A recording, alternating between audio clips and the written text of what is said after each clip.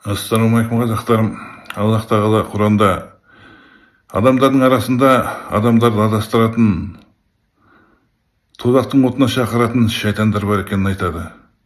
Бұл шайтандар кім екенін білесіздер ме? Тәңіршіл деп аталатын осы шайтандар әдемі сөздермен сауатсыз адамдарды қазақтың арғы тегі мұсылман емес тәңіршілдік болған деп алдап, соңынан еруге шақырады. Негізі тәңіршілдіктің қазақтарға еш қатысы жоқ.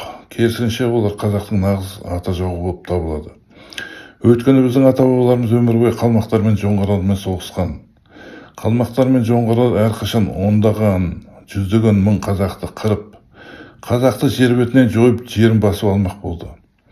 Сол кездерден қалмақ пен жоңғардан жеткен жерде бақсы, шамандық деген қалды қазақ жерінде. Тарихи кітаптарды оқысаңыз, ауырған адамдарды бақсылықпен емдейтін, немесе дұшпандарын жазалау үшін жын мен сиқыр қолданатын, киіз үйдің ішінде ұшатын, асқан қабілетпен, асқан күшке ие болған бақсылар туралы әңгімелерді жиі оқуға болады. Өйткені жындар оларға әрқашан көмектеседі. Барлық бақсылар жындарын шақыру үшін өздерінің ұратын барабанын немесе қобыз аспаптарын пайдаланады. Сондай-ақ би билейді де. Жындар мен шайтандар тек мұсылмандардың ғана емес, бүкіл адамзаттың жауы болып табылады. Сондықтан тәңіршілер исламды жек көріп, Аллахтың дініне қарсы кез келген арам жолмен соғысуда. Бүкіл ата-бабаларымыз, әкелеріміз бен аталарымыз тәңіршіл болған деген сауатсыз, аңғал халықты ұялмай алдап жүр. Қай атақты адам тәңіршіл болған деген қарапайым сұраққа олар жауап бере алмай үнсіз қалады. Өйткені қазақтардың бәрі мұсылман болған. Тәңіршіл қазақтарды арабтың құрды деп мазақтайды. Бірақ бірде-бір қазақ араб болған емес.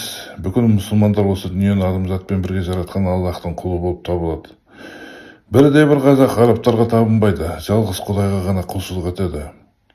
Барлық тәңіршіл тарихты төңкеріп, ашық түрде өтірік таратуда.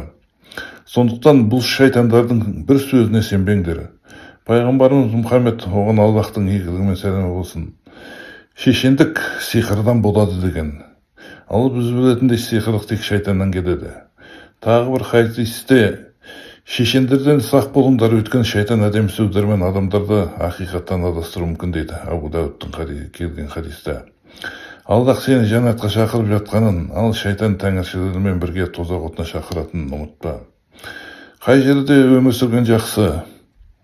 Жәннатта мәңгі ләззат алу ма, әлде жаһанам отында мәңгілік жану ма? Таңдау сіздікі, таңдаңыз, адаспаңыз.